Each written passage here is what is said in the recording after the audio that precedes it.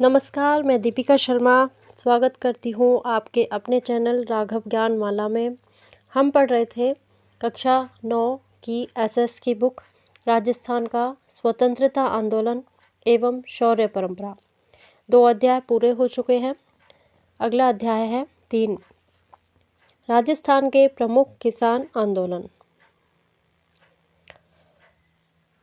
राजस्थान में ब्रिटिश सरकार के आधिपत्य की स्थापना के पश्चात यहाँ आर्थिक व सामाजिक परिस्थितियों में परिवर्तन आया। शासक अंग्रेजी संरक्षण के कारण स्वयं को सुरक्षित मानने लगे तथा अपनी किसान जनता के प्रति निरंकुश होने लगे। साथ ही अंग्रेजों की नीतियों के कारण कुटीर उद्योग धंधे बर्बाद होने लगे तथा भूमि पर आश्रित जनसंख्या का प्रतिशत बढ़ने लगा। इस प्रकार अब किसानों में असंतोष बढ़ता गया, जिसका परिणाम विभिन्न किसान आंदोलनों के रूप में सामने आया। बिजौलिया किसान आंदोलन। बिजौलिया आंदोलन ये राजस्थान का पहला किसान आंदोलन था। बिजौलिया जो वर्तमान में भीलवाड़ा क्षेत्र में स्थित है, मेवाड़ राज्य में प्रथम श्रेणी का ठिकाना था। इस जागीर की भौगोलिक बनावट इस प्रकार की थी कि यहाँ के किसान आंदोलन के समय बड़ी सुगमता से पड़ोसी सीमावर्ती राज्यों में पलायन कर सकते थे। यहाँ के अधिकांश लोगों का जीवन निर्वाह कृषि पर आधारित था। कृषकों में अधिकांश धाकड़ जाति के लोग थे। वे अपने परिश्रम और दक्षता के लिए प्रसिद्ध थे। जाति के रूप में वे संगठित थे तथा पंचायत व्यवस्था में उनकी दृढ़ निष्ठा थी। 1894 ईस्वी में राव गोविंद दास की मृत्यु के बाद बिजौलिया ठिकाने के जागीरदारों व किसानों के संबंधों में विभिन्न कारणों से कटुता आई, जिसका परिणाम था बिजौलिया किसान आंदोलन। बिजौलिया किसान आंदोलन का अध्ययन 3 भागों में किया जाता है।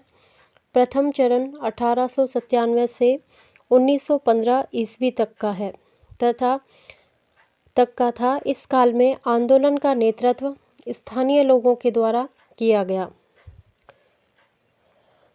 आंदोलन का द्वितीय चरण 1915 से आरंभ हुआ और 1923 ईस्वी तक चला। आंदोलन का यह काल अत्यंत महत्वपूर्ण था। इस काल में आंदोलन का संचालन राष्ट्रीय स्तर के योग्य एवं अनुभवी व्यक्तियों द्वारा संपन्न हुआ। अब यह आंदोलन राष्ट्रीय मुख्य धारा से जुड़ गया था। तीसरा चरण आंदोलन का पराभव काल था, जो 1941 ईस्वी में समाप्त हुआ।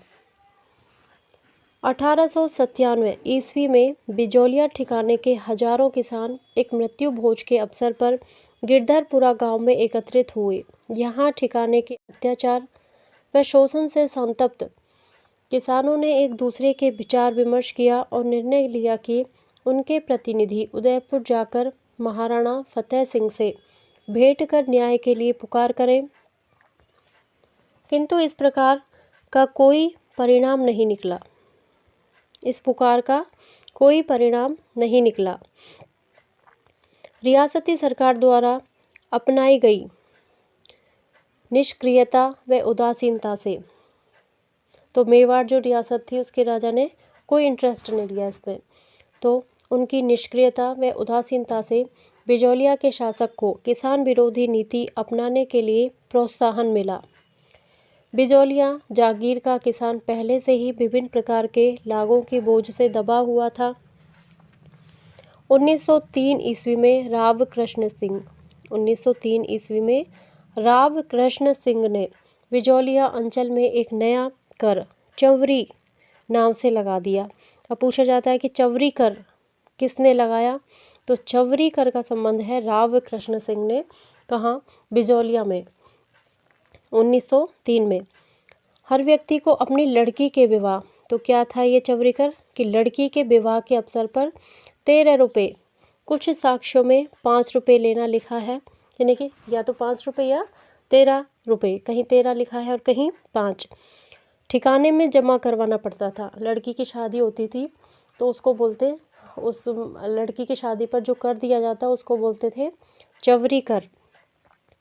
फिर बर के लिए राव साहब के समक्ष उपस्थित होकर नतमस्तक हो आशीर्वाद प्राप्त करना आवश्यक था। इस अपमानजनक कर के लागू करने पर किसानों में रोष व्याप्त होना स्वाभाविक था। किसानों ने इसका मूक विरोध किया। उन्होंने 2 वर्ष तक अपनी कन्याओं का विवाह नहीं किया। इसके बाद राव ने कुछ नाममात्र रियायतें दी, किंतु संतुष्ट होने के बजाय किसानों को अपनी शक्ति का एहसास अवश्य हुआ। तो किसानों ने मूक रूप से विरोध शुरू कर दिया था। उन्होंने क्या किया कि 2 साल तक अपनी लड़कियों की शादी ही नहीं की। तो थोड़ा सा जो राव कृष्ण सिंह था वो झुक गया, कुछ रियायतें उसने कर दी। तो किसानों का क्या बढ़ गया, साहस बढ़ गया, उनमें शक्ति का एहसास, अपनी शक्ति का एहसास हुआ कि हम कुछ कर सकते हैं, अपनी मन की बात हम मनवा सकते हैं। 1906 ईस्वी में राव कृष्ण सिंह का निसंतान देहांत हो गया। उसके स्थान पर उसका निकट का संबंधी पृथ्वी सिंह, ये उसका बेटा नहीं था, कौन था, कोई संबंधी था, पृथ्वी सिंह बिजौलिया का स्वामी बना। उसने मेवाड़ राज्य द्वारा नए जागीरदार से तलवार बंधाई के रूप में ली गई रकम का भार जनता पर डाल दिया। तो कृष्ण सिंह का संबंध था चवरीगढ़ से, और पृथ्वी सिंह ने कौन सा कर लगा दिया नया, तलवार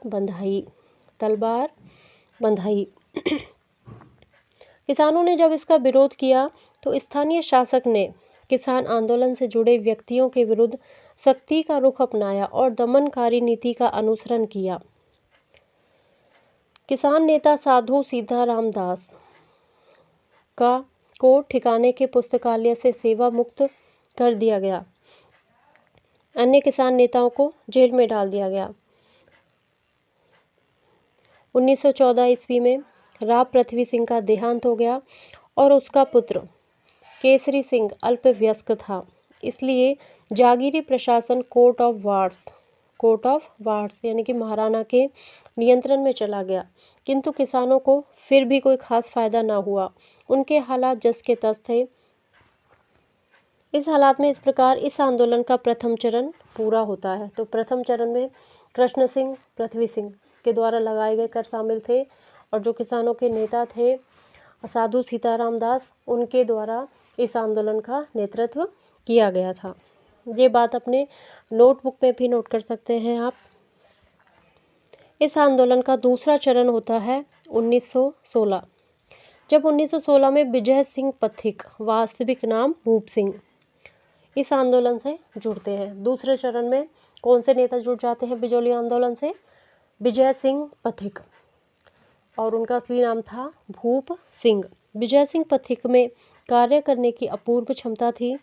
सर्वप्रथम उन्होंने किसानों को सुनियोजित रूप से संगठित किया तथा आंदोलन को व्यवस्थित स्वरूप प्रदान किया। उन्होंने बिजौलिया में विद्या प्रचारणी सभा का गठन किया, जिसके तत्वाधान में एक पुस्तकालय, एक पाठशाला और एक अखाड़ा चालू किया गया था। तो विद्या प्रचारणी सभा, बिजौलिया में विद्या प्रचारणी सभा का गठन किसने किया? विजय सिंह पथिक ने। तो विद्या प्रचारणी सभा से एक पुस्तकालय, एक पाठशाला और एक अखाड़ा चालू किया गया। ये राजनीतिक गतिविधियों के केंद्र बन गए। माणिक्यलाल वर्मा, जो इस समय बिजौलिया ठिकाने में एक कर्मचारी के पद पर कार्यरत थे, पथिक के संपर्क में आए। उन्होंने पथिक से प्रभावित होकर ठिकाने की नौकरी से अवकाश ले लिया। उन्होंने पथिक से आजीवन देश सेवा की दीक्षा ली और पथिक के साथ किसानों को संगठित करने के कार्य में जुट गए। इस कार्य में साधु सीताराम दास का भी पथिक को बड़ा सहयोग रहा। विजय सिंह पथिक ऊपर माल क्षेत्र में अत्यधिक लोकप्रिय हो गए। वहाँ के निवासी उन्हें महात्मा जी कहकर संबोधित करते थे। उनके आदेशों का पालन करने के लिए वे सदैव तैयार रहते थे। पथिक किसानों की दुर्दशा से परिचित हो चुके थे। इस भयावह स्थिति के निवारण हेतु पथिक ने किसान आंदोलन को सक्रिय बनाने का निर्णय लिया और 1917 ईस्वी में हरियाली अमावस्या के दिन ऊपर माल पंच बोर्ड के तत्वाधान में क्रांति का बिगुल बजाया। पथिक ने किसानों को युद्ध का चंदा नहीं देने के लिए आह्वान किया। किसानों ने घोषणा की कि वे बेगार नहीं करेंगे। गोविंद निवास गांव के नारायण जी पटेल ने ठिकाने में बेगार करने से इनकार कर दिया। इस पर ठिकाने के कर्मचारियों ने उसे पकड़ लिया और कैद में डाल दिया। इसकी सूचना मिलने पर किसान पंचायत के आदेशानुसार किसानों के जत्थे बिजौलिया पहुंचने लगे। ठिकाने के प्रशासक भयभीत हो गए। उन्होंने नारायण जी पटेल को जेल से मुक्त कर दिया। किसानों की यह प्रथम विजय थी। पथिक ने बिजौलिया किसान आंदोलन को राष्ट्रीय स्तर पर लाने व सहयोग दिलवाने के उद्देश्य से प्रताप समाचार पत्र के संपादक गणेश विद्यार्थी से संपर्क स्थापित किया। उन्होंने अपने पत्र प्रताप में बिजौलिया आंदोलन संबंधी समाचार देने के लिए एक स्थायी स्तंभ खोल दिया। इस प्रचार के फलस्वरूप देशवासियों का बिजौलिया किसान आंदोलन की ओर ध्यान आकर्षित हुआ। महात्मा गांधी ने बिजौलिया किसान आंदोलन संबंधी जानकारी प्राप्त करने के उद्देश्य से पथिक को बम्बई आमंत्रित किया था। पथिक ने बिजौलिया के किसानों पर किए जा रहे अत्याचारों का विवरण गांधी जी के समक्ष प्रस्तुत किया, जिससे गांधी जी प्रभावित हुए। गांधी जी ने अपने निजी सचिव महादेव भाई को ऊपर माल के किसानों की स्थिति की जांच करने बिजौलिया भेजा। गांधी जी ने इस आशय का एक पत्र महाराणा को भी लिखा था। गांधी जी ने बिजौलिया किसान आंदोलन के प्रति नैतिक समर्थन दिया। प्रारंभ में ब्रिटिश सरकार बिजौलिया के आंदोलनकारी किसानों को रियायतें देने के पक्ष में नहीं थी। शनह स्थिति में परिवर्तन आने लगा। अगस्त 1920 ईस्वी में भारत में महात्मा गांधी के नेतृत्व में असहयोग आंदोलन आरंभ हुआ, जो 1921 में भयंकर रूप ले चुका था। ऐसी स्थिति में ब्रिटिश सरकार ने निश्चय किया कि बिजौलिया किसान आंदोलन को तुरंत शांत किया जाए। इस उद्देश्य से ब्रिटिश सरकार ने एक उच्च स्तरीय समिति का गठन किया, जिसमें एजीजी रॉबर्ट हॉलैंड, उनके सचिव आगलवी, मेवाड़ के ब्रिटिश रेजिडेंट विल्किंसन, मेवाड़ राज्य के दीवान प्रभाष चंद्र चटर्जी और राज्य के शायर हाकिम बिहारी लाल को रखा। लंबे विचार विमर्श के पश्चात 11 फरवरी 1922 ईस्वी को ठिकाने और किसान पंचायत के बीच समझौता संपन्न हुआ। एजीजी हॉलैंड ने किसानों के पक्ष के औचित्य को स्वीकारा था। समझौते के अनुसार किसानों को अनेक रियायतें दी गई थी। लगभग 35 लागें समाप्त कर दी गई। इस प्रकार 1922 ईस्वी में आंदोलन समाप्त हुआ। असहयोग आंदोलन के समाप्त होते ही एजीजी किसानों के साथ हुए समझौते के प्रति उदासीन हो गया। बिजौलिया के जागीरदार ने समझौते का उल्लंघन करते हुए किसानों पर पुनः नई लागें लगा दी और लगान की मांग भी बढ़ा दी। 1923-26 का समय किसानों ने बड़ी तकलीफ में गुजारा। मार्च 1927 ईस्वी में किसान पंचायत हुई, जिसमें राम नारायण चौधरी और माणिक्यलाल वर्मा भी उपस्थित हुए। पथिक ने किसानों को बारानी भूमि छोड़ने तथा अहिंसात्मक साधनों से आंदोलन को जारी रखने का सुझाव दिया, किंतु यह प्रयोग असफल रहा। 20 जुलाई 1931 ईस्वी को सेठ जमनालाल बजाज ने उदयपुर में महाराणा तथा सर सुखदेव प्रसाद से व्यापक विचार विमर्श किया, जिसके फलस्वरूप समझौता हो गया। हालांकि उदयपुर ने इसका पालन न किया, किंतु जब मेवाड़ प्रजामंडल आंदोलन का व्यापक प्रसार हो रहा था, तो इस भय से कि किसान प्रजामंडल से न जुड़ जाएं, कुछ पहल आवश्यक थी। 1941 ईस्वी में मेवाड़ के दीवान टी विजय राघवाचार्य ने राजस्व मंत्री डॉक्टर मोहन सिंह मेहता को बिजौलिया भेजा, जिन्होंने किसान नेताओं व अन्य नेताओं से बातचीत कर किसानों की समस्या का समाधान करवाया। किसानों को उनकी ज़मीनें वापस दे दी गई। इस प्रकार यह आंदोलन समाप्त हुआ। बेंगू किसान आंदोलन, मेवाड़ 1921 ईस्वी। बिजौलिया आंदोलन से प्रेरणा पाकर बेंगू मेवाड़ के किसानों ने भी अनावश्यक और अत्यधिक करों, लाग बाग, बैठ बेकार व सामंती जुल्मों के विरुद्ध राम नारायण चौधरी के नेतृत्व में 1921 ईस्वी में आंदोलन शुरू किया।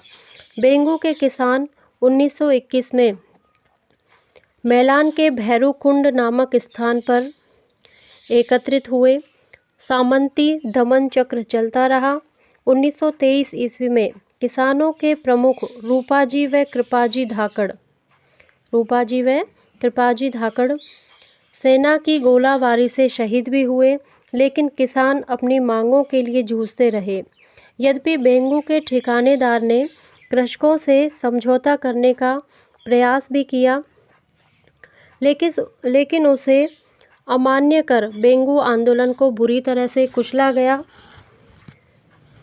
किंतु मेवाड़ सरकार आंदोलन को दबा नहीं सकी। बेंगू के ठाकुर अनूप सिंह एवं राजस्थान सेवा संघ के मध्य जो समझौता हुआ, उसे बोल्शेविक समझौते की संज्ञा दी गई। भरतपुर किसान आंदोलन,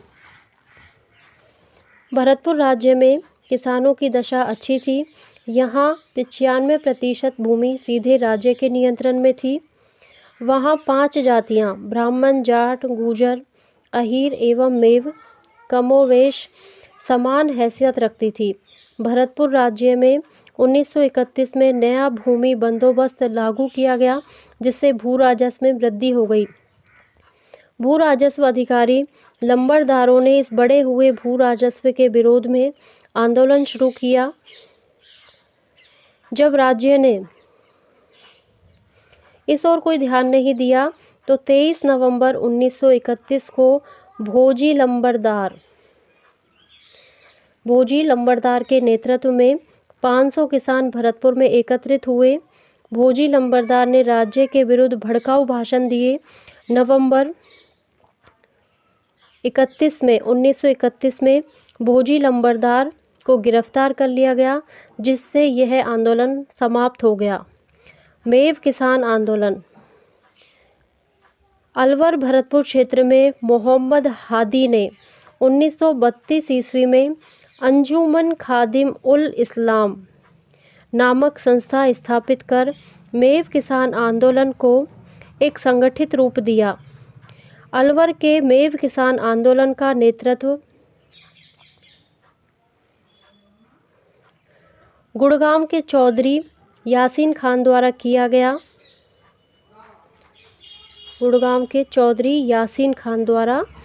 गया।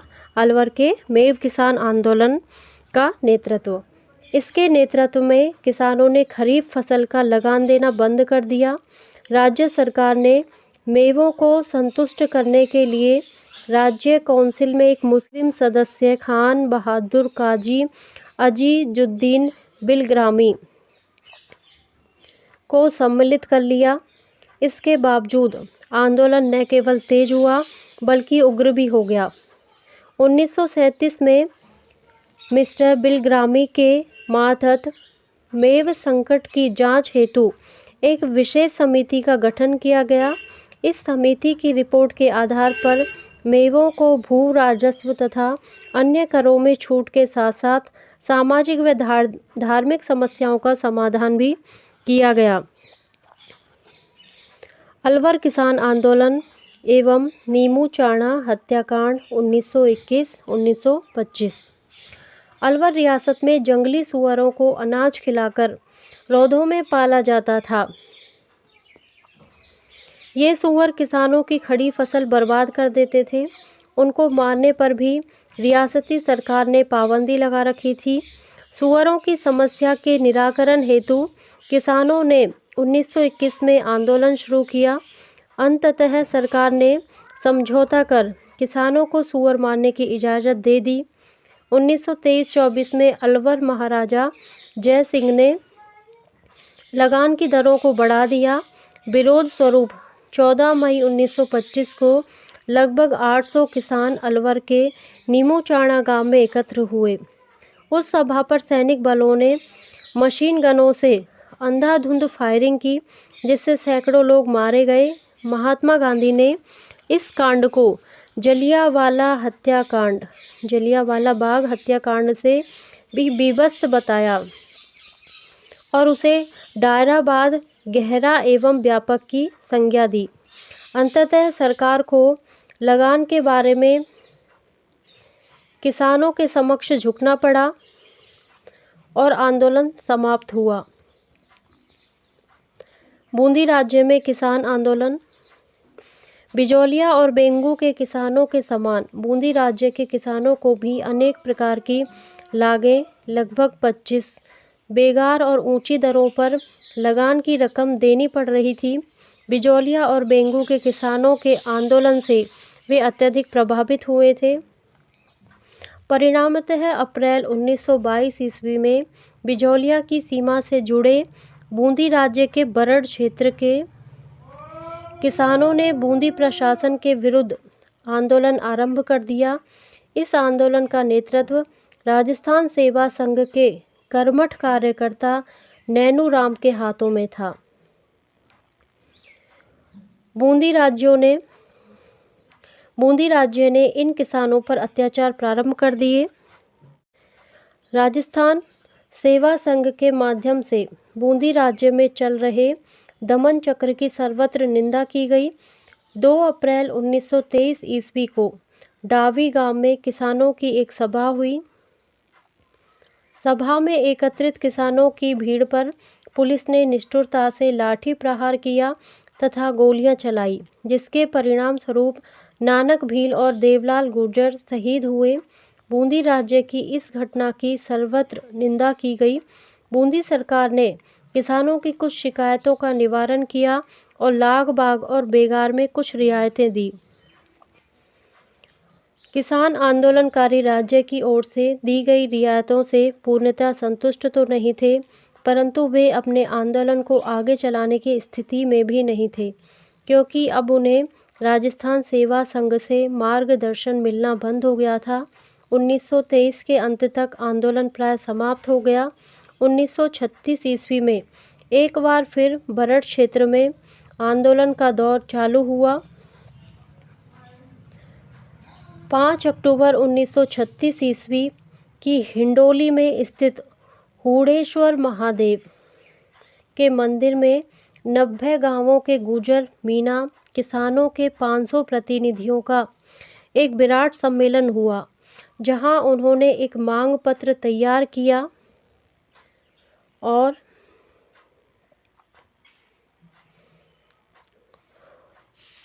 उसे सरकार को प्रेषित किया।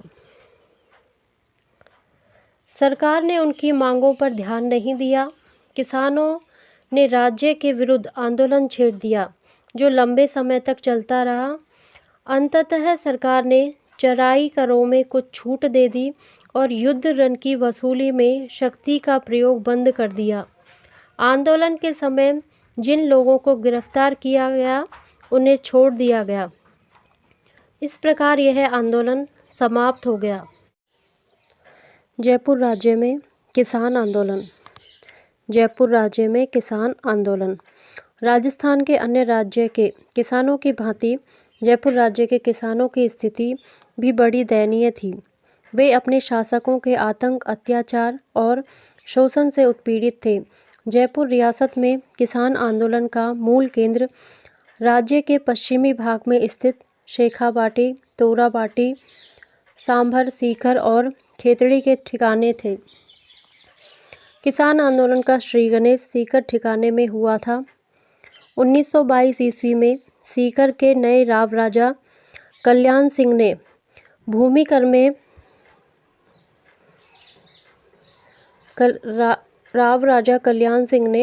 में 25 से 50% की वृद्धि कर दी। उसने किसानों को आश्वासन दिया कि अगले वर्ष उनसे ली जा रही लागों में छूट दे दी जाएगी। राव राजा ने अपने वचन का पालन नहीं किया। इससे किसान खिन्न हो गए। वे आंदोलन प्रारंभ कर दिया।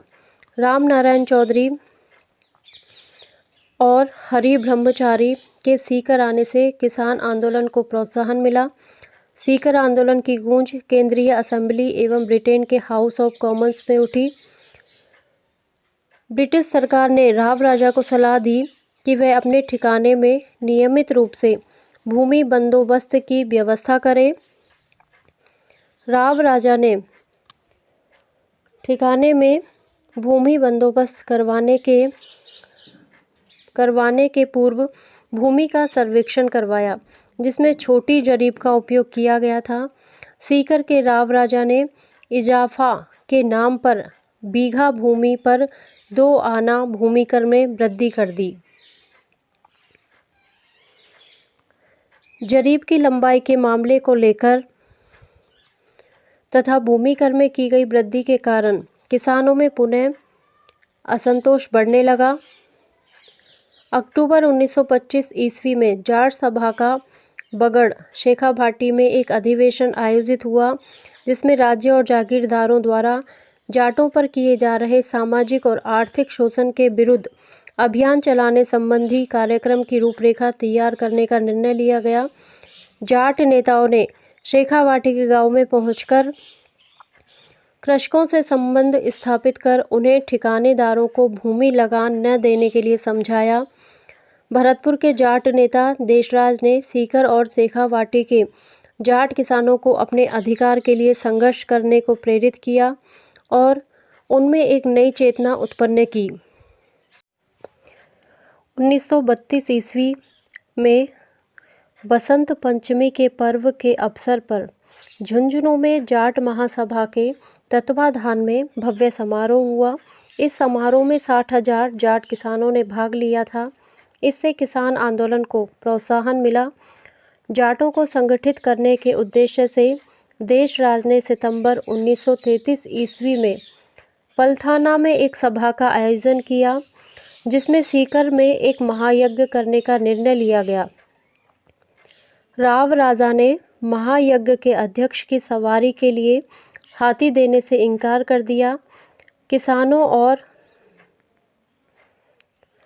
शासकों के बीच तनाव उत्पन्न हो गया। महायज्ञ के समय जनवरी 1934 किसानों द्वारा दिए गए भाषणों में ठिकाने की नीति की कटु आलोचना की गई थी। इससे खिन्न होकर ठिकाने के राव राजा ने जाट सभा के सचिव चंद्रभान को गिरफ्तार कर उसे 6 सप्ताह की जेल तथा 51 रुपये जुर्माने का दंड दिया। जाटों ने इसका कड़ा विरोध किया। सीहोर के ठाकुर मानसिंह द्वारा सोतिया का बास नामक गांव में किसान महिलाओं के साथ किए गए दुर्व्यवहार के विरोध में 25 अप्रैल 1934 ईस्वी को जाट महिलाओं ने एक सम्मेलन आयोजित किया, जिसमें 10,000 स्त्रियों ने भाग लिया। इस सम्मेलन की अध्यक्षता किशोरी देवी ने की थी। अप्रैल 1935 में सीकर ठिकाने का राजस्व अधिकारी पुलिस की सहायता से कूदन ग्राम में भूमि लगान वसूल करने पहुंचा। उस समय जाट किसानों में हिंसा भड़क उठी। पुलिस ने गोली चला दी, जिससे 4 जाट मारे गए और 14 किसान घायल हो गए। शहीद होने वाले किसान थे चेतराम, टीकूराम तथा लगभग 175 जाट किसान गिरफ्तार कर लिए गए। इस हत्याकांड की गूंज ब्रिटिश संसद में भी सुनाई दी। इससे मजबूर होकर जयपुर के महाराजा को इस ओर ध्यान देना पड़ा। आतंककारी साधन अपनाने के बावजूद जाट आंदोलन को कुचला नहीं जा सका।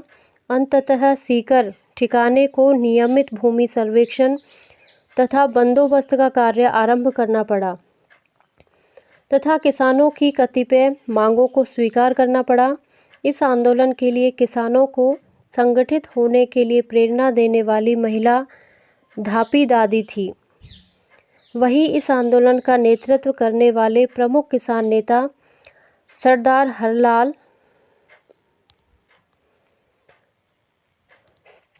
हरलाल सिंह, नेतराम सिंह, पृथ्वी सिंह गोठड़ा, पन्ने सिंह बाटड़ा नाऊ, हरू सिंह पलथाना, गौरव सिंह कटराथल, ईश्वर सिंह भैरूपुरा, लेखराम कसबाली आदि थे। इस बीच शेखावाटी के अन्य ठिकानों में भी जाट आंदोलन फैल गया।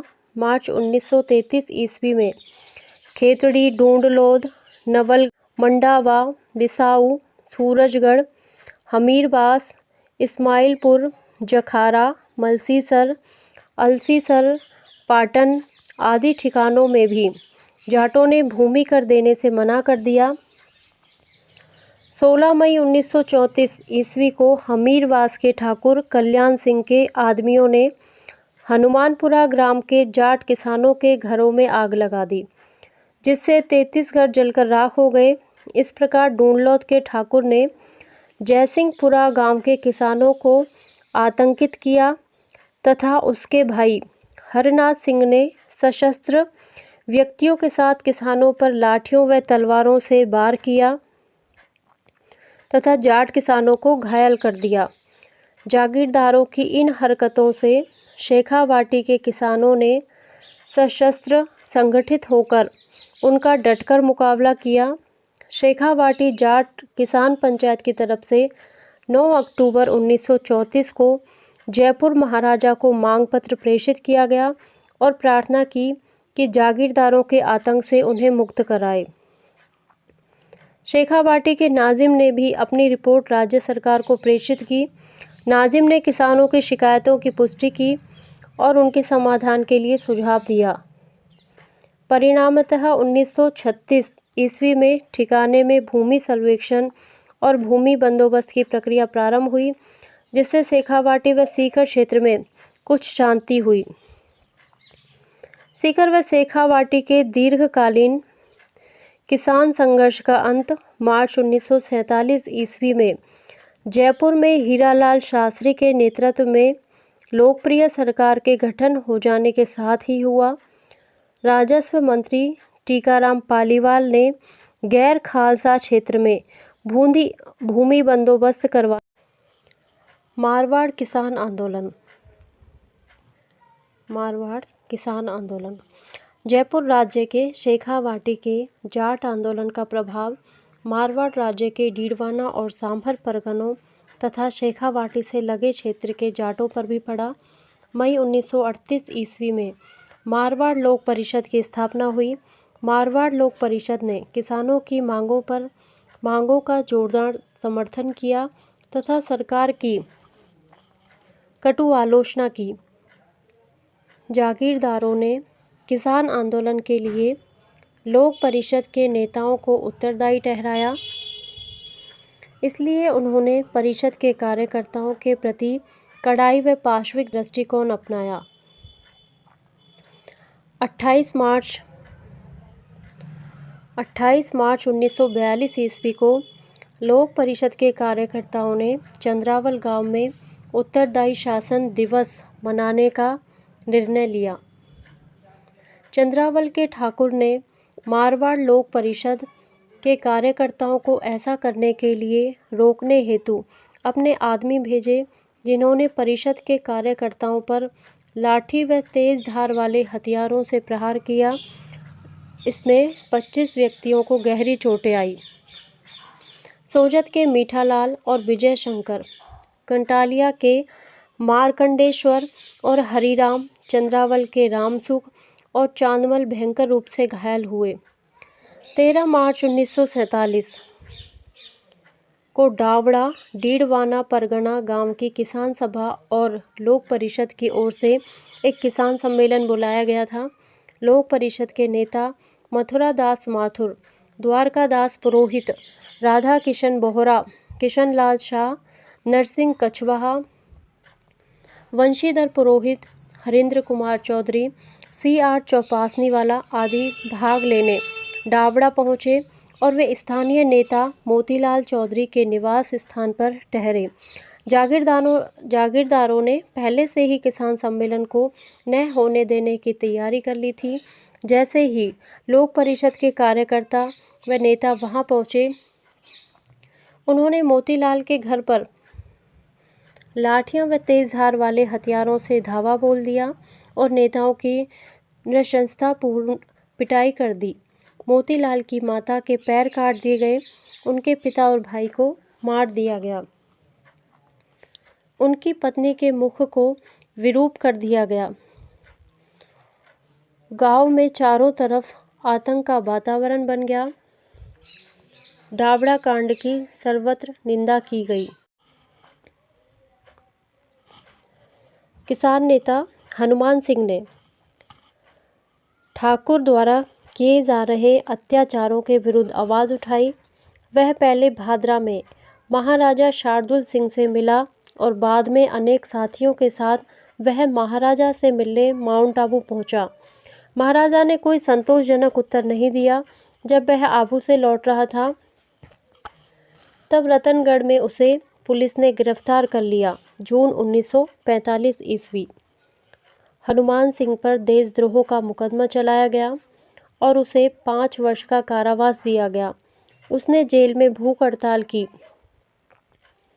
स्वास्थ्य खराब हो जाने पर 10 अगस्त 1945 ईस्वी को हनुमान सिंह को जेल से मुक्त कर दिया गया।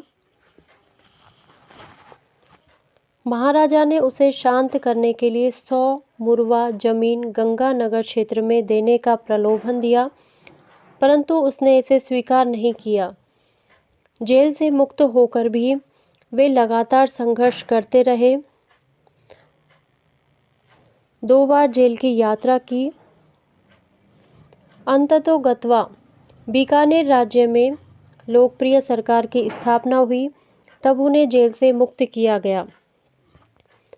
4 जनवरी 1948 ईस्वी यद्यपि दुधवा खारा किसान आंदोलन सफल नहीं रहा, तथापि इसे राजनीतिक चेतना का संचार हुआ। किसानों में आत्मविश्वास जागृत हुआ। वे अब अत्याचारों के विरुद्ध आवाज़ उठाने लगे थे।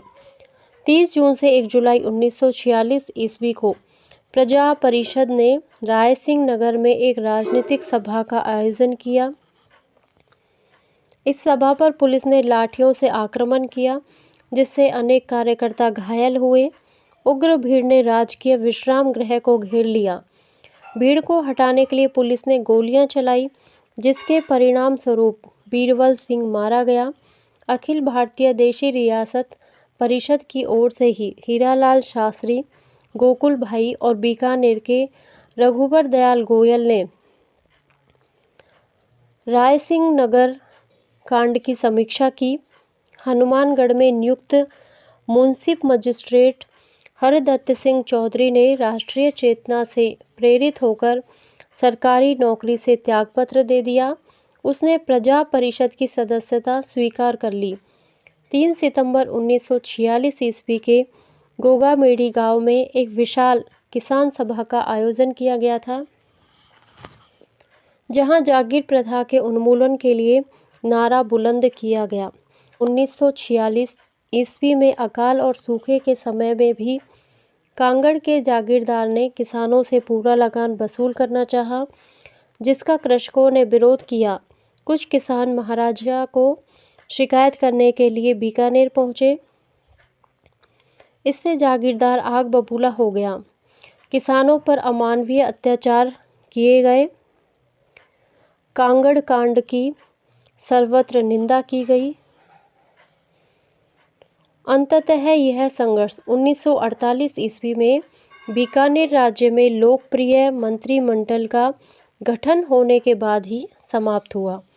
बीकानेर के किसान आंदोलन के प्रमुख हस्ताक्षरों में एक कुंभाराम आर्य भी हैं, जिन्होंने परंपरागत लाग बाग बेगार को न्याय देने का बिगुल बजाया। वे बीकानेर प्रजा परिषद से जुड़े हैं। उन्होंने किसान यूनियन क्यों पुस्तक भी लिखी। कुंभाराम आर्य की पुस्तक है किसान यूनियन क्यों। सामंती व्यवस्था के विरोध और किसानों के हित में उनका संघर्ष स्वतंत्रता के उपरांत भी जारी रहा। बहुत बहुत धन्यवाद। अगर आपको पाठ पसंद आए तो प्लीज़ चैनल को लाइक करना, सब्सक्राइब करना और कमेंट करना। धन्यवाद।